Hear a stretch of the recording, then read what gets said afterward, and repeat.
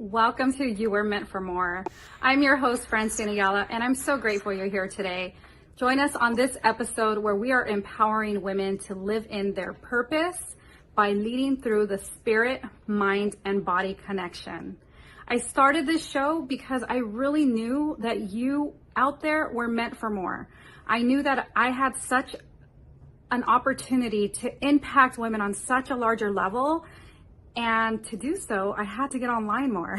So in order for me to do that, this is when I decided to launch this show. And so our focus is to really help you get out of your own way so that you can impact lives all over the world, including your own and your families. So stay tuned. Let's go. Let's jump right in. Yes! It's all good. I'm going to introduce you with both you and I online. Love it. Let's do it. How exciting is this? So normally I open up and it's just me, and I get a chance to welcome you all to the show, and then I get to say who I'm introducing. But guess what? Me and Anabell were setting up for today's live, and we were just both like, okay, you got this, you got that. Is your audio good? Are we good? Like, what's happening? And then we both like, I don't know if you're in the California, Los Angeles area or where you're at, but we are with this heat wave, right? Yes, it's hot. It's hot. So excuse me while I have a fan just like hitting me from underneath my table. It's insane. Anyways, welcome everyone. My name is Francina Ayala, and I am your host for You Were Meant for More. Thank you so much for being here. So grateful. I have another amazing guest who is going to be sharing all about reclaiming yourself. Because what if you were ever, I know I was back in the past with a toxic relationship that kind of in a sense manipulated you.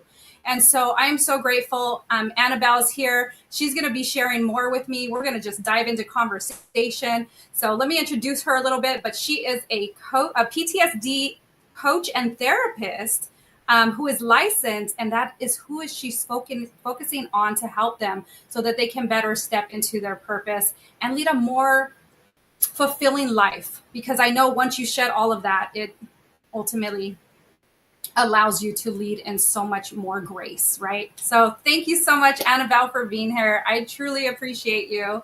So let's go ahead and jump in.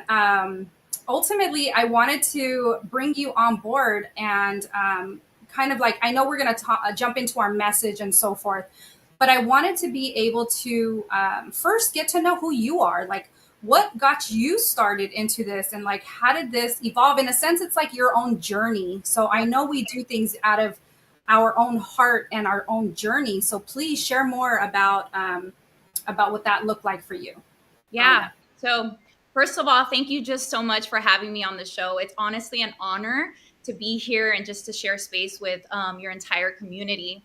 So as a licensed therapist and PTSD coach, obviously I did not grow up wanting to be that. But I really started with a dream of just having the desire to help people. I remember having this thought of like, I wanted to save the world, right? And as a young girl, that is kind of a really big goal to have. And I believe it stems from just watching my family experience a lot of trauma and wanting just to help them through that and extend that help to everyone else. Yes. And this is kind of where I talk about the generational piece being so important. Yeah, absolutely. So did you experience like, growing up and then just really understanding, like there was a point in your life, I'm assuming that you went back and you were like, oh my goodness, this is exactly why things happened the way they did. You found out like why so many people are impacted because of what they've gone through, and because of how it's affected them in their lives through, like you said, generational trauma or things that happen during their life and growing up. Where was that for you, like as you were? I know you said you always wanted to help people. I know we have such an innate heart to help people. Like, I love that. You know what I found out? We're actually children of God. when we have so much love and, we want to help people, we are children of God. And so somebody once told me that, and I was like, wow, that makes so much sense. Mm. So yeah, but is there a point in your life where, what made you want to go to become a therapist? Let's start Yeah. there. Yeah. So obviously going through all of that trauma growing up, and recognizing what my parents had gone through, um, Yes. because of that, when children go through so much neglect and trauma and just all of the things, we're more vulnerable to experience trauma of our own. And so that's exactly what happened to me. I ended up, Yes. my first trauma was when my brother passed when I was 11 years old. And that really affected me and just my relationships growing up. And then when I was 16, I experienced a really abusive and toxic relationship. And so I was recognizing all of these traumas or all of these issues were really relational. And so Yeah. when I started to do my own journey and really get my own healing, I came across EMDR and attachment theories, which is why it's something that I absolutely preach and I stand behind, because personally is it's what helped me eventually have a healthy relationship, which I'm in now. And I got engaged last year and we've been together for about 5 years now. And so through all of that work, it's really allowed me to be in this position where I know I can help women who are Right. struggling with these patterns. Yes. And shout out to Robert. I love him. Thank you. I got to meet her fiance. We did the wellness. I'm sorry, the Take Action LA with Heart and Soul Yoga, and we were both vendors there. And I got to meet her fiance, and he is phenomenal. And so Yeah. he's just a sweetheart. So yes, shout out to Robert. You the man. I'll make sure to tell them. Yes. Yeah. Right. You'd be like, you got to go watch our show. You're in there. Right? So good. So yes, it's so important because ultimately from our own experiences, and this just popped up in my head. Like we always want to preface this, like if you're looking for help, you're seeking help, you got to reach out, and do what's best for you. So I'm grateful that Anabell took time to be with us today, and she can help go through that process of like that generational trauma, or even just different types of traumas that have affected you throughout your life. Yeah. So I know we're going to get into what EMDR is and so forth, but I want to kind of dive a little bit deeper. So it's funny because next week we're going to have a male come in and give that male perspective, right? So from your perspective, from a woman's perspective, we have several questions actually that came in on our social media platforms that I'll share and then we can answer today. But I wanted to ask, like, how women are ultimately attached to these types of experiences.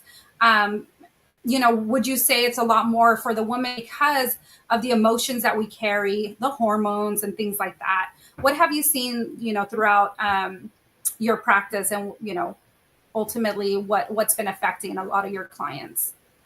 Yeah, so a lot of the women that tend to seek services from me, they're kind of going through this cycle of feeling just lost, confused. They've experienced a lot of relationship issues in the past, and really want support around that. And really, what leads them down this path and this pattern of just unhealthy relationships, is usually it stems from trauma.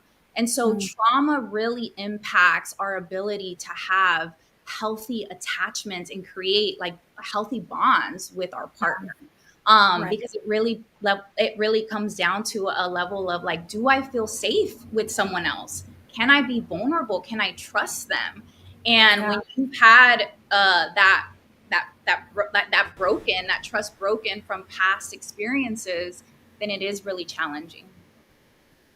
And so this is such a deep topic, and it's only because I've experienced coaching and mentoring so many women that have gone through this, where their only thought process is they're not good enough, or they're not worthy enough, or they can't go after that next level, You know what I mean? And so, like, I've even seen high level professional women that ultimately self sabotage themselves in relationships because of things that they were told.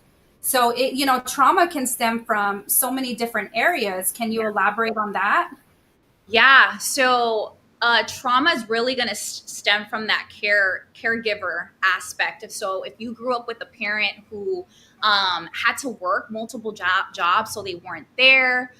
Some children experience parents who were verbally, sexually, and physically abusive, Mm-hmm. or really critical. Right? If you were told growing up that you need to do better, you need to be perfect, or you're not doing this right, and you were constantly criticized as a child, you start to develop beliefs about yourself, right? And so um as you start to grow up, anything that mimics that type of behavior, if your partner comes at you in a certain way because they're in a bad mood, or maybe they didn't have a good day, or maybe you guys are in a disagreement and they say something to you, if it mimics anything from the past, it's going to create those feelings of abandonment or rejection or being unworthy, or not feeling like you're good enough, right? Yeah, yeah, absolutely.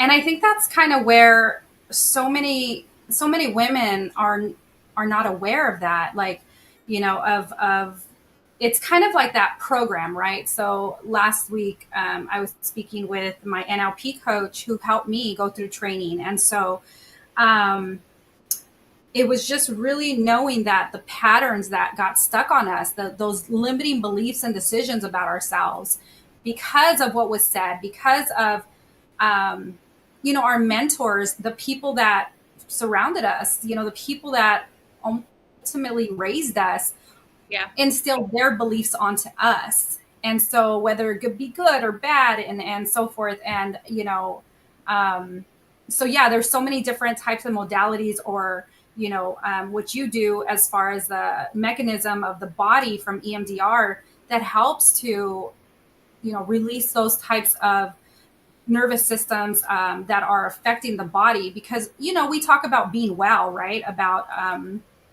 ultimately the whole spirit, mind, and body connection. And that's why I'm so passionate about it, because there's so many people out there doing this. You and I actually did Bible study together recently. And so we know how important it is via the spirit connection, and then it goes to the mind, and then it goes to the body. So it's like all intertwined. And so, yeah, there's just so much for women to understand that process, that they're okay, and be okay with talking to somebody about it, Yeah. right? And really, So, the biggest thing here is that, trauma, that word does get thrown around a lot, but it's right, really an experience where your right, physical body experiences panic and yes, overwhelm to the point where it literally feels like you're in danger, like your safety is compromised. And those negative beliefs that we end up develop is they're really almost survival mechanisms of, like, because there's this danger, then I must be the problem, I must be the issue here, and therefore you almost kind of turn that inwardly. And so when we address trauma from a nervous system standpoint, this is where a lot of that, like, healing truly happens, because now you don't have to be kind of in the state of fight or flight, right? right. Where you're constantly on edge, you feel like you're not able to rest. There's a part of you that feels guilty, or Mm-hmm. you have a hard time just slowing down and, like, loving on yourself, right? So many people have a hard time with self care, and it's directly related to the fact that you don't feel safe in your own body. Right. Yes, that's so true.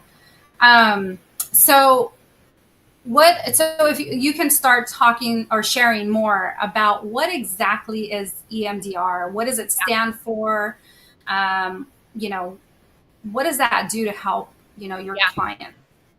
Yeah, so EMDR stands for eye movement desensitization reprocessing. It's a mouthful, but it's just that. It uses eye movements to desensitize any triggers that are active in the present that feel really overwhelming, right? Yeah. And so if you and your partner are having conflict and you notice this rise of anger or this rise of abandonment or rejection or even anxiety, and you have a hard time regulating that, it typically Yeah. means that your body is starting to reprocess a memory from the past, right? A traumatic experience. And so what EMDR does is it uses bilateral stimulation.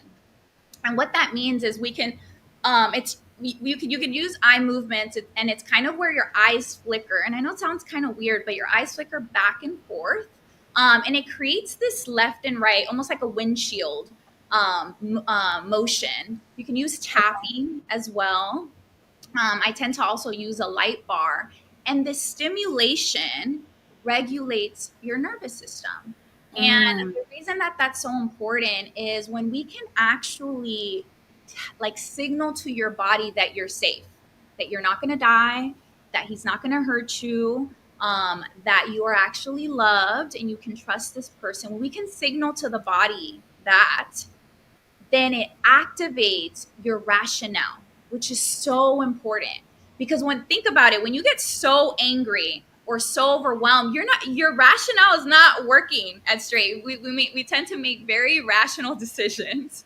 I have a lot of my clients who want to end the relationship, they want to run away, they shut down, right? And so that's the goal in EMDR therapy, is to bring down the intensity of emotion that you feel in your body when you Yeah. do go into conflict. Got it. Yeah. That makes so much sense because so many people react and it's they don't even realize it. And that's what's so interesting is like it could be the anxiety that comes up in them, right? And their body is just reacting. And the depression because the emotion continues to circulate, right? So yeah, I mean, there's so many different types of scenarios where people are being affected without even really understanding or knowing what's happening because like we say, the fight or flight mode, right? They stay in that area. Yeah. And so what most people will do is they'll end up regretting after what they said or what they've done. This is a good sign that your Right. emotions have completely taken over, and that rational part of you and like your character of who you are Right. definitely gets diminished in that moment.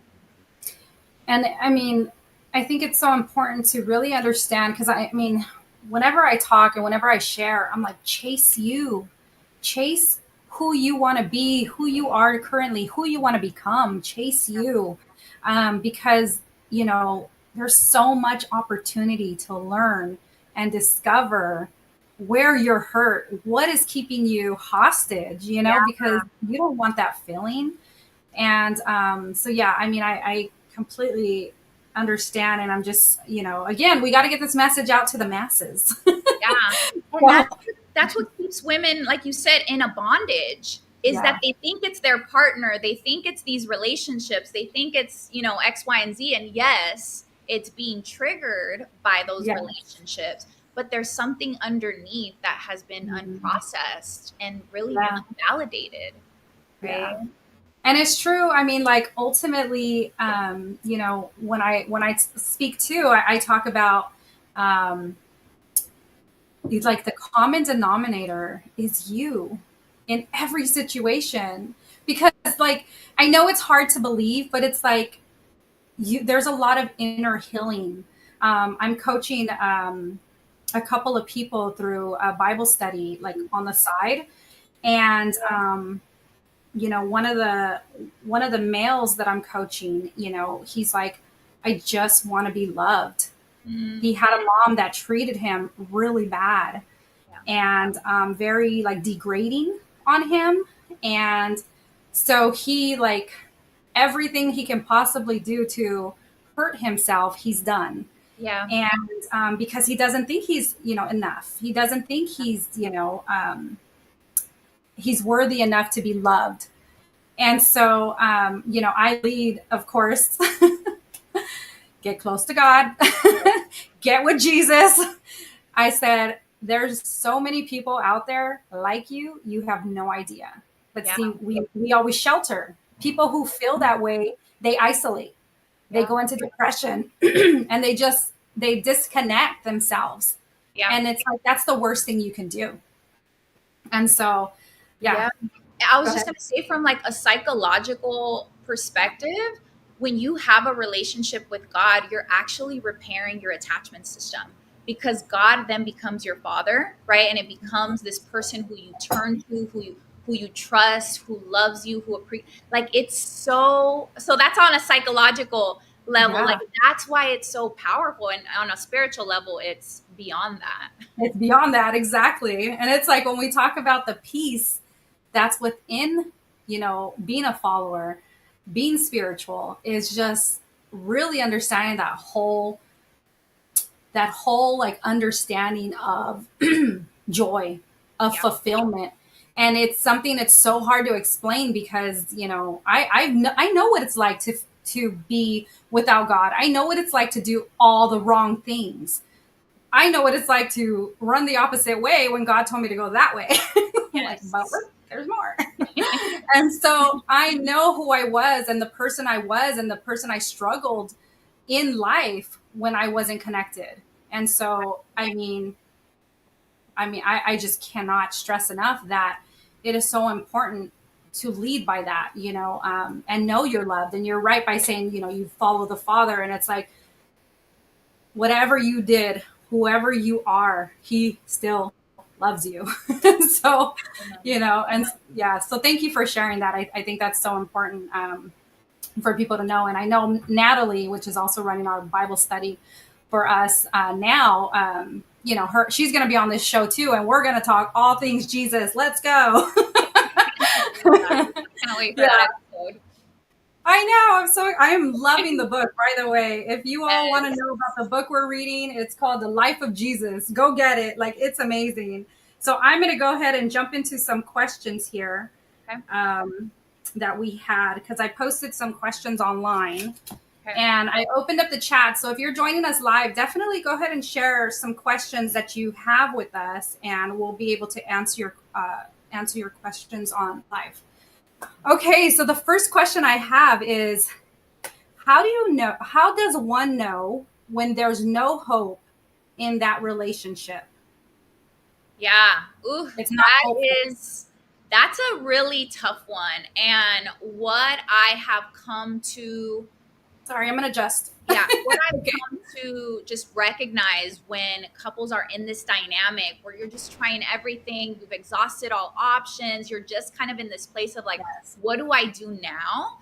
Yes. I would start to analyze four different aspects of this. The first one is going to be trust, because we cannot work on a relationship if there is no trust. If there's been some breach of trust, meaning like there's some betrayal, there's some infidelity there, that needs to be worked on first, right? And so trust also looks like, what is this person's character?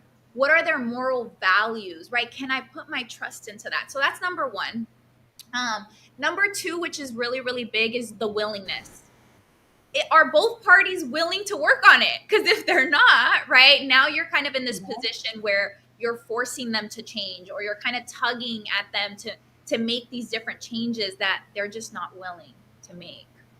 And really, really quick, I know you're going to go on. Sorry, but like right there, like if you're struggling to get your partner to do something, do you know what I mean? Yeah. It's like it that kind of tells you right there. I mean, I want to say that, but I'm not trying to break up marriages and and so forth. But it's just like if that person isn't willing, right? Yeah, and when I talk about relationships, I feel like I'm speaking about it in like a very box cutter kind of standpoint, but Oh, absolutely. relationships are so complex, right? But if we do have some guidelines to help us kind of understand if this is a Yes. relationship worth fighting for, then this is, yeah, I would encourage that. Um, so willingness Willingness, is a yes. big part. And the last two are going to be accountability and Yes. support, right? Okay. Accountability and support. Because if you guys are making changes, there needs to be some um, marker that we're kind of hitting each week to help us Okay. do that. Yeah, Yeah. I hope that answers your question. If you feel you need more clarification on that, I'm Drop definitely. it in the chat. We're taking your questions live, so drop it in the chat. So one of the biggest things for me is communication. So like bottom line is any relationship, whether that be work related, intimacy related, there just needs to be communication. Yeah, And the thing is, it's like they got to value you. But see, what happens is like, you know, it's the whole going back to, do we value ourselves? yeah, Do we love ourselves enough to move forward with this relationship? Because like sometimes, I mean, it's funny. I get this from men and women. They're like, "How are you still single?" And I'm like, "Because I have values, because I know what I mhm, want." And it's like I got to work on myself for the past 12 years.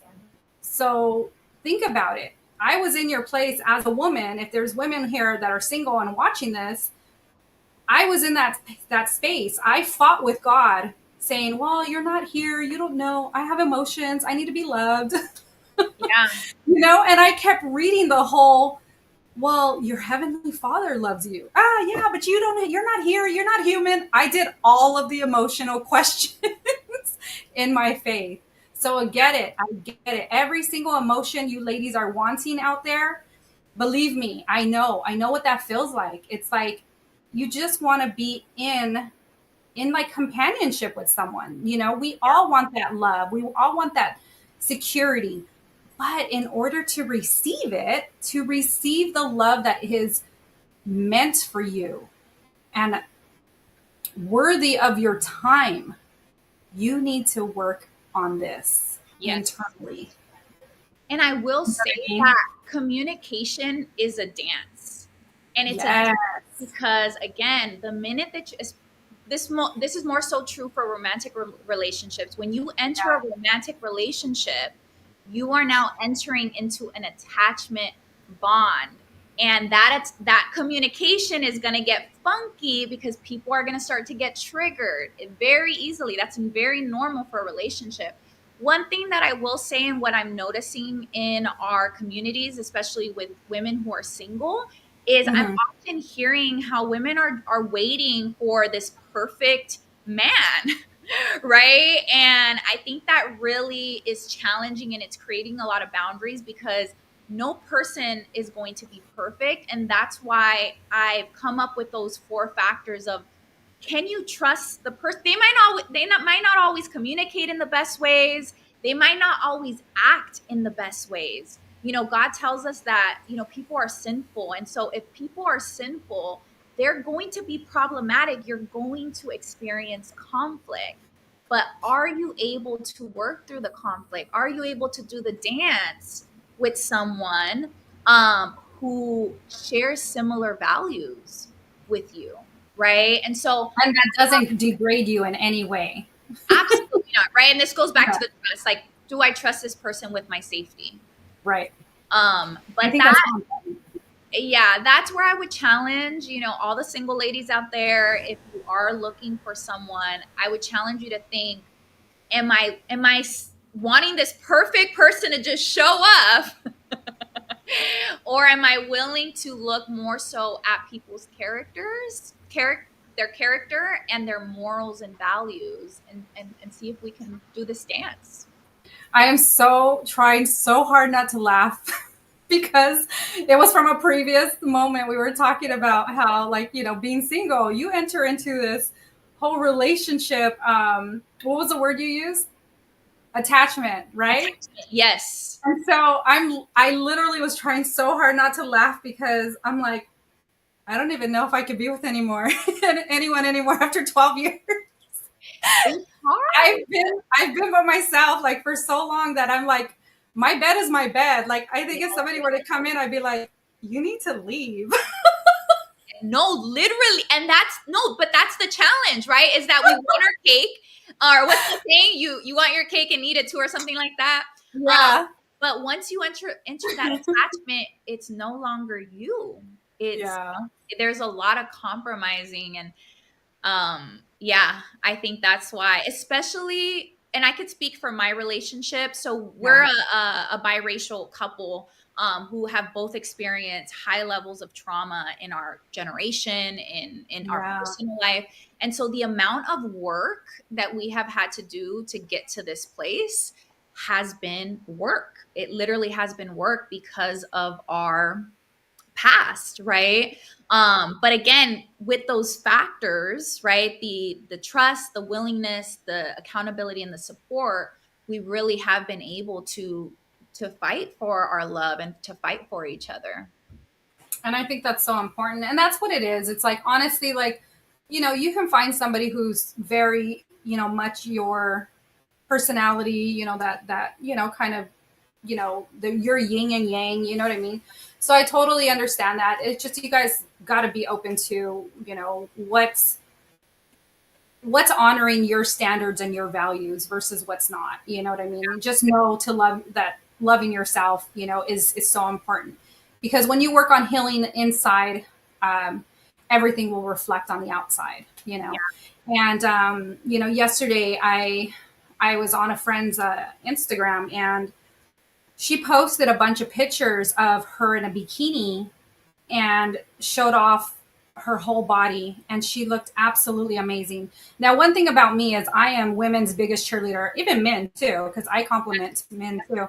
But I literally, I'm your loudest cheerleader. Like, I'm cheering you on. I'm like, hey girl, I'm liking all your posts. People think I live on Facebook and Instagram, but I'm just constantly cheering people on. And I think it's just so needed, because we live in a world that has so much evil and so much darkness, and we get to be the light, right? Yeah. And so I want to be able to spread that light out to so many people.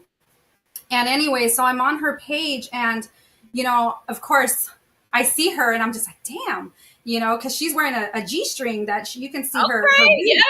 I was like, okay, I did. I was like, okay, girl, look at you. I'm like, I love it. Like, I literally was just cheering her on, because I was like, all right, I love that. Let me not eat this bowl of ice cream. Let me put that in. So just, I'm like, oh yeah, no. Yeah, actually. Hold on, let me get on the treadmill one second. No, she looked amazing, honestly. And it was really sad, because there was a woman on there who commented, who said, you don't need to put yourself out there. You're just seeking attention. And she just went on and on and on. And I was like, it was really sad. Yeah. And I was like, and other people were like, oh, don't worry, haters will be haters. Your true friends and your people will love on you. Yeah. And then the girls, oh, I'm not being a hater. I'm just saying blah, blah, blah. This is the image you're sharing. And it's like, oh, honey, who hurt you? And it's so sad, and it's like, I really wanted to respond, but I was done for the night, and I was like, I don't have the energy to do this. But anyways, if she's watching, just know, girl, we got you. You got a whole tribe of women who get you, and she knows. I don't even have to tell her, she knows. But yeah, it's just, again, things like that. I feel like when you get a chance to work on yourself, you respond differently versus react. You show up differently. You walk in your purpose. You walk confidently. You walk in so much love and joy and fulfillment, and you glow. Yeah. And so that's what is so, so important, is that you glow. All right, people, we have several people online with us. So go ahead and comment in the chat if you have any questions. Let me go ahead and head over to our next question. So we have, where did it go? Here we go. So this question is, how do you decide to try harder or walk away? Yeah, so this is kind of similar to that first question, right? Of like, what do we do when we're kind of at wit's end? And so I would start to take inventory of what are the things that are most important to you in a relationship, right? And who is this person that you're with? Do they have the capability? That's another word, the capability to meet Mm, your needs. It's not so much that people don't want to meet your needs. Some people yeah. do not have the capability to do so. Quick example, mine and my mom's relationship were really close. It was challenging when we were growing up, just because there was a lot of dynamics going on there. But Yeah. I learned, and for us to have an amazing relationship where there's just love and support, I had to meet her where she was at, meaning that I had to recognize what are her limits to supporting me? What are her limits to loving me, right? Because of her trauma and her level of communication and all of that. And so that's Yeah. what I would assess is the person that you're with, if you're choosing to walk away or not, what are their limitations? And are you willing to accept them where they're at with the hope of a potential change? But if you're not, if you're like, no, I'm not willing, I need more, or I need this, then that is a good sign that it might be time to walk away. Because it's exhausting, right? Like it's I think exhausting. that was answered so perfectly. Like, do they have the capability to meet your needs? I think that is so powerful. Yeah. Because I mean, there was a post I shared earlier on Instagram that was so good, and it's like it said something along the lines is so many people want to be in your presence, but don't know how to like take on that type of energy. And I was Mm, like, it was so good. I was like, wow. So I got to share it. yes. Many people love the idea of you, but will lack the maturity to handle the reality of you. Yes. Take that in again. Many people love the idea of you, but will lack the maturity to handle the reality of you. And I've seen that in so many different people that actually have approached me to date me. Yeah. And I'm like, you love the thought of me, but you're not at the maturity level to handle the reality of me. Yeah. And they walk away. And I'm okay with that. Do you know what Hmm. I mean? Hmm. Because they're not at that. I mean, I hate to say it that way, but they're not at my level. Like we go and we elevate ourselves, and we do things to excel. We do all of the inner work. And I've noticed that so many women are doing the inner work. Yeah. And maybe about a quarter of the men are. Yeah. So a lot of women out there are looking for this type of person who is going to elevate to that level with them. Yeah. And the reality is that some men might not have the emotional tools to Yes. communicate in the way that you do. Now, this is where it can get tricky.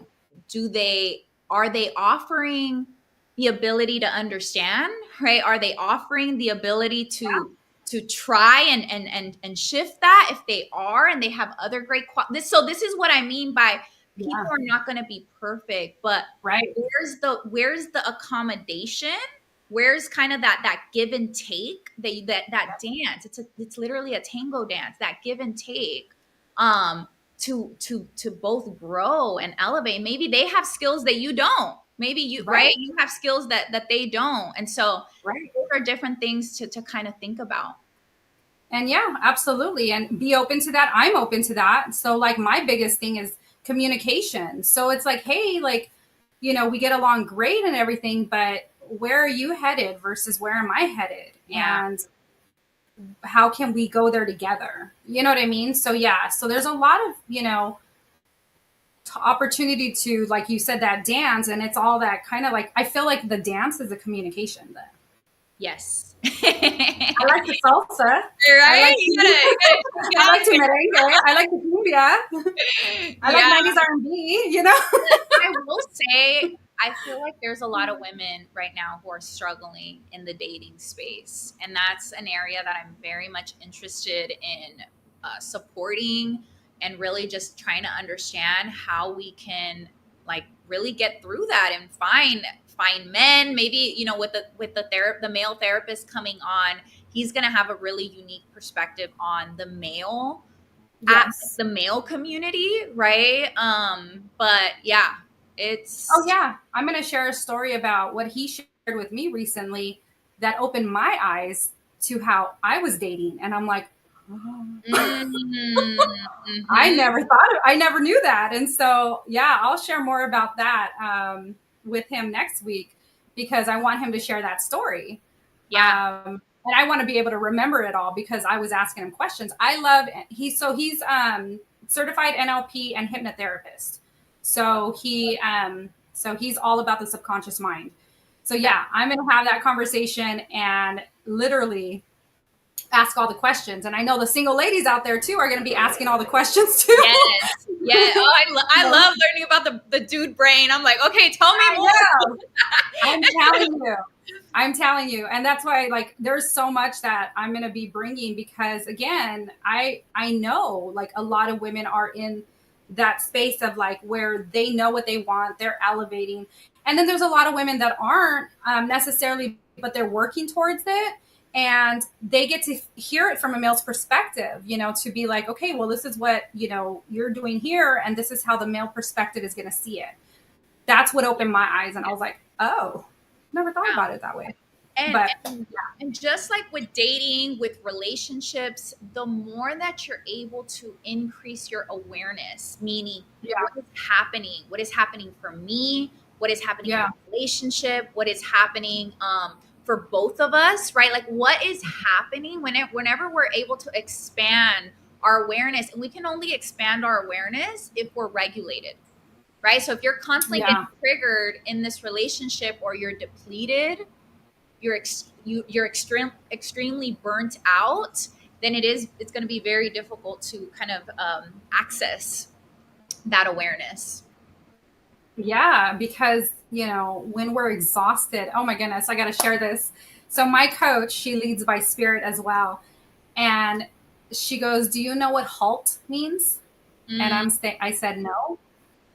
I go, I didn't know. And she goes, hungry, angry, lonely, and tired. We make the worst decisions when we're under that. Hungry, yes. angry, angry, hello, lonely, many times, Yeah. and tired. I mean, I don't know how many times I've lost what I've said or I've just stumbled over my words when I was tired and or taken or done something like out of impulsivity. I mean, you name it. So anytime I make a decision or anytime I do things and I'm like, am I hungry, angry, lonely, or tired? Yeah, Halt. that's so So good. remember that. Yes, I had to share that because yeah, I'll definitely have her on in one of these episodes soon. So, all Yeah. right, let's go ahead and hop into another question. Okay, this one is thoughts on the my partner is my best friend logic. I want your perspectives. Hmm. Okay.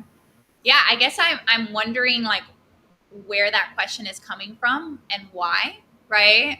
Um My, like I mean, my first thought process is my partner is my best friend. I always thought, not thought, I want my partner to be my best friend. mhm. Do you know what I mean? Yeah. Anyways, do you want to elaborate or take that one away? Yeah, I mean, I think just on its own, without context of where that question Right, is right. coming from, I think your partner being your best friend can be healthy, right? Because now you're sharing, um, quality time together. You guys are sharing stories. There's a lot of value and similar interests there, and you're spending a lot of time. Now, I think the other side of this, like my partner is my best friend, can almost, when you have one best friend and you're like, you're Mhm. spending all the time with them. They're the first person that you call. They're your person, right? And I think with your partner, when you solely depend on just them to meet all of your needs, that Mhm. can actually be very taxing on the relationship, because you don't want them to just be your only source of support. You don't want them to just be your only source of fun, True. joy, or True. happiness, right? You want to have other forms of support. I had a therapist once tell me, your boyfriend is not a male with hair and eyelashes, right? Like, she's basically saying, like, he's not your girlfriend. Is that true? And I thought that was lovely, because it's so true. I think sometimes we look at, like, they're like our best friend, like our girl best friend. We're gonna just tell them everything, and they're gonna be so excited. And some those that dynamic might be a little bit different, and so having other, like, girl time is important. You should Girl have time is so important. so important. You should have girlfriends outside of your relationship. You should be doing things outside of your relationship, right? And so that is probably the other side of that statement that I sometimes find Yes. problematic. Oh, I think that's so important to know because, like, I was like, as you were talking about that, I'm like, yes, like, you have to have girlfriends. Gentlemen, you have to have guy friends. Like, you can't just rely on your partner for No, everything. It's no. exhausting for them because the thing is, like, you mentioned quality time, and I'm like, it's my love language. So like my Yes. top two are quality time and physical touch. So I'm just like, yes, know your partner's love language. That's how you ultimately know how to connect to them.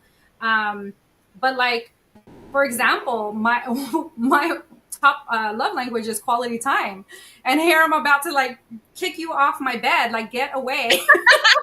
But I jokingly say that, by the way. But it's like, it's ultimately like you also need your space.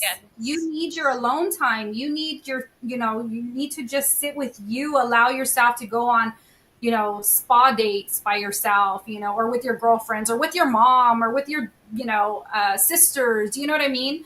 But Yeah. you get to do things away from your partner because if you're constantly relying on that, um, protection, because remember we went back to the whole protection thing of the male, right? Yeah. It's the safety, and it's like, and I know that as a woman we tend to seek men out who protect us, Yeah. and I know that's a big one for me. um but it's like that overall, like, protection and loving type of environment that you want to be in, but so sorry, you can't consume them, with everything that goes wrong in your day, or that goes, like, it's just, you need that space and those boundaries for each other, Yeah. to allow that, like, that love to flourish, because you don't want to get tired of each other. Yeah. So when you And that say might, you're, sorry, go ahead. no, sorry. I thought you were done. Go ahead, finish. No, I was just going to say, when you say your partner is your best friend, yeah, it depends on to what context you're referring to. But like, I would say my partner is my best friend because I can tell him anything. Right. It doesn't mean I come home and rush and, oh, guess who did this or guess who did that. It's like, no, we get to have open communication. And that's where it's huge for me, is open communication, is really talking to each other, and like, if I get upset, like, he knows that I need time to process, Yeah. why I'm upset. I need to, process my emotions, and then I'll talk to you later when I'm ready. But Yeah. like, I've learned how to control my emotions so that if I get upset or angry, I'll walk away and allow myself to process. Yeah. So again, there's a lot of women out there that will like, why aren't you listening to me? Why aren't you doing this? Why aren't you doing that? And it's like, you got to find out their processing styles. My Mhm. business partner said this recently, her and her husband, she got to learn through some type of training they went through how he processed stuff. So it's like, when you learn about your partner and the space that they need to process whatever emotional situation you're dealing with, honor that for one another. Yeah, because if you don't, and there is that interruption to processing, people's defense mechanisms will go Oh, off, yes. right? And this is where kind of that attachment style aspect really comes in, of depending on what type of defense mechanism your partner has, they might go avoidant, right? Where they're not going to want to talk, they're going to shut down, they're going to want their space. And then that's going to trigger the other person's defense, which is to become more anxious, to want more time from them, to feel rejected and abandoned, right? And so this unhealthy dynamic really comes up when we really don't know our partners and processing. Yeah. So it's so awesome that we're having this conversation, because I think it's so important that women are aware of those different types of personalities. Yeah. Because we all have them, and we're not perfect people. But every single day we get a chance to understand who we are inside. Yeah. And so yeah. Okay, so lastly, I wanted to kind of jump in. I jumped into a little bit with Anna last week, but because it's been on my heart, where it's like I see a lot of like the different cultures that get affected, and it's usually around the people of color. So that can be the Latina culture, that can be the African American culture, that could be the Indians, like African, I'm so sorry, Native Americans. So it's just like that whole culture thing. And I was just kind of curious if you, for one, if you see it as well, and if you ultimately have seen like any type of progression in it, like maybe with your clients or anything, but like it's been on my heart for like the last maybe 6 months, because when I look at some of my friends and family and stuff, and their first thing to revert to, and I'm only speaking on my Latina culture, is like a lot of the Latin Americans, they drink a lot, so it's like, and I'm just like, oh my goodness, like, so anything that that you've seen, that you're just like, okay, I definitely understand where that's coming from. So well, let me get this straight. So you want to know if there are cultural similarities that I've noticed in clients Yes. that could potentially be problematic. Yes.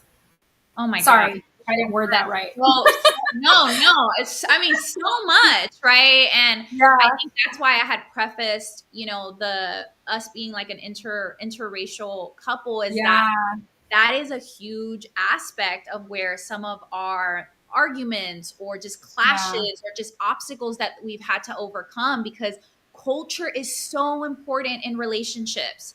If you're from the same culture, you might have similar beliefs, but if you're from different cultures, you're going to have different beliefs, right? And so for the Latino culture, it is very, very common to experience parents who tend to be very critical, who tend to speak to you in a very negative way, right? I remember growing up, my grandma always used to call me fat, and like I struggled with weight growing up.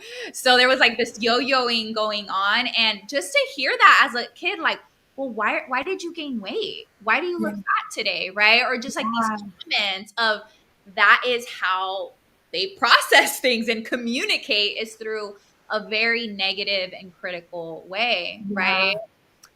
In the Latino culture, there's also this oh God, there's just so much. I mean, eating disorders are really common in the Latino culture. In the Black culture, we see a lot of hyper independence, where because either clients have been raised without a mom, without a dad, they do develop this hyper independence where it is hard for them to trust people. It is hard for them to be independent. And I feel like I can speak on this, one, because of personal experience, and two, because of just professional experience. And this is not true across all, the culture as a whole, but this is kind of the similarities that I've seen. For Asian cultures, they have a really hard time trusting professionals, right? You won't see clients come to therapy a lot. They kind of stay within the family component. And for people in the, oh man, I'm blanking out. Armenian culture, and even Indian culture, they struggle with a lot of pride. So that's something that weighs really, really heavy on them. Does that answer? Am I answering your question? Yeah, no, you are. And I'm so great. I'm so sorry I didn't word that right. I just kind of wanted to gain perspective too, because, I grew up very Americanized, but, I'm very connected to my, my culture, being half Salvadorian and then half, Mexican. And so, but I grew up very Americanized, and it's like, but when I get connected to a lot of the Latino culture, I see that, and I see them hurting. And you're right. Like, I remember, now that I think about it, my grandma, being from El Salvador, she used to be like, ay, mira, gordita. And I'm like, Yes. wow, grandma. For real. There I go, like putting more on my plate. I'm like, all right. But if you get too skinny, they'll be like, why aren't you eating? I know. And so, yeah, that was like, are you not happy? What's going on? Right. Can I, quieres comer? It was like a constant, like, do you want to eat? Like every 2 hours, you're just like, okay, let's go. But anyway, so I'm going to go ahead and wrap it up. Thank you so much, Anabell, for joining me today. I loved our conversation. If you get a chance, all of her contact information, she is the Authentic Lab. Definitely follow her, show her some love. I am so grateful we had this conversation today, and stay tuned for next week. So we're all about here in this space, because we know you were meant for more. So take care and have a wonderful night. Bye. I want to get to know what you do, what inspires you, what you enjoy. My ability to lead really impacts women on a larger level, because not every woman has the same story or the same journey. So understanding where they've come from and where they want to go helps me be the leader that I can, so that I can show up in a space of authenticity for them.